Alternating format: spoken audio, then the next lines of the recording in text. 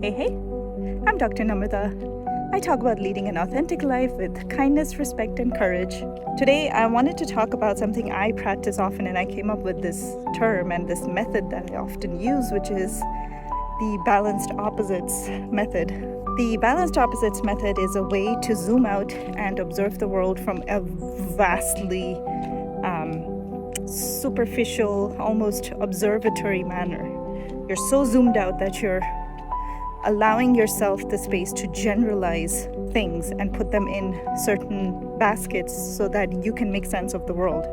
So an example of that would be humans have many kinds of personalities. Now, people who research personalities could have, hundreds of types of personalities with subgroups and everything. That's a zoomed in version. A zoomed out version would be, broadly speaking, there's people who like people and people who try and stay away from people. You can try and generalize things in little broad sense buckets, right? So you have extroverts, you have introverts. So that's an example. And the balanced opposites method is every person has a cultural upbringing.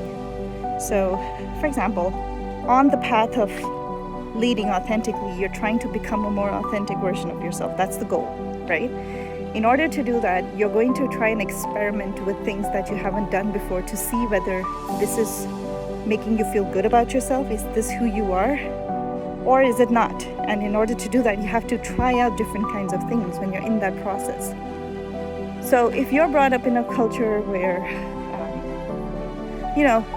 the house you own matters, the car you own matters, you've been brought up in a culture, or you're still in a society where the brand of your clothes matters, and you've learned this, and there's nothing wrong in you fitting that role, right, for a certain amount of time. But the balanced opposites would be, okay, I'm not happy. Something's wrong. I've been doing everything according to what society has told me, but I'm still not happy. So something needs to change. If you're having those kind of thoughts where technically there's nothing wrong in your life, but you're just not happy inside here, that means that it's time for you to kind of experiment with the opposite side. So dare yourself. You need courage. That's why I add courage to my description. It's a lot to do with you having the courage to try out new things. So the balanced opposite would be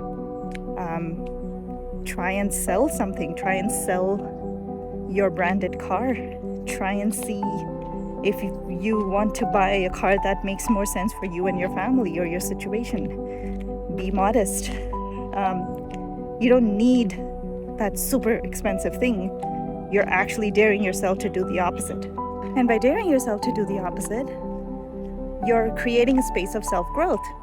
So that's you stepping into a potentially more satisfied version of yourself that makes you happy or happier for that stage of your life, right? But you have to have the courage and try and work out towards humility, towards simplicity. So whatever choices you make, don't go for something more expensive, bigger. Try to go for simpler, easier. That's kind of where that balanced opposites comes from. So another example would be, if you're brought up in a culture, again, this is 50,000 feet zoomed out level. If you're brought up in a culture where studying academics is your core focus as a society. So a lot of Asian countries do this. So a lot of their kids, their core focus is studies, and you have to finish your education first, then you get a job. There's a certain codependency with family for costs, etc. If such a person wants to start a business, there's more likelihood that they would go for something that involves teaching, right? And that's interesting because they don't technically have to, but they're still going to do it anyways. And by doing that, what they're trying to do is they're trying to hone in on their strengths and start a business in that space. But starting a business needs people skills. You need to be entrepreneurial. You need to have creativity in you. You need to be convincing. There's a whole bunch of other stuff that goes into it. And that's the stuff people don't think about. All they see is that I'm good at teaching. There's this space that needs to be taught. What a wonderful business. I'll do something around this. And they think that it'll be a successful business. The balanced opposites would be daring yourself to either A, find someone who has skills completely opposite to you, maybe even a different point of view. Dare yourself to partner with them. Dare yourself to share the profits with them. All of this is growth, right? You're doing something that you don't want to do, but you know it's in the better good because you are growing through it. There is no guarantee about your business, but at least you're growing through it, right? So you have to do the opposite of what you've been conditioned to do. And by practicing this method, you'll end up finding a side of you that even you didn't know existed. And that's kind of the goal of authentic living. So now, the opposite could also be true. So if you're brought up in a region where, getting a job is more important quickly, becoming independent financially is important. So the focus is less on education and intellectual capability. It's more on be independent first, get a job, get money in. You can always go back to college. What ends up happening in these kind of cases is that these people who have that kind of upbringing and society, they might choose to go for the option where they never go back to college. So that gap is there, and they become great people navigators, if that's the right word to use here, but you're far better at navigating people and business and work dynamics rather than capable of sitting in a room full of intellectuals and having a conversation with them, right? So in that case, the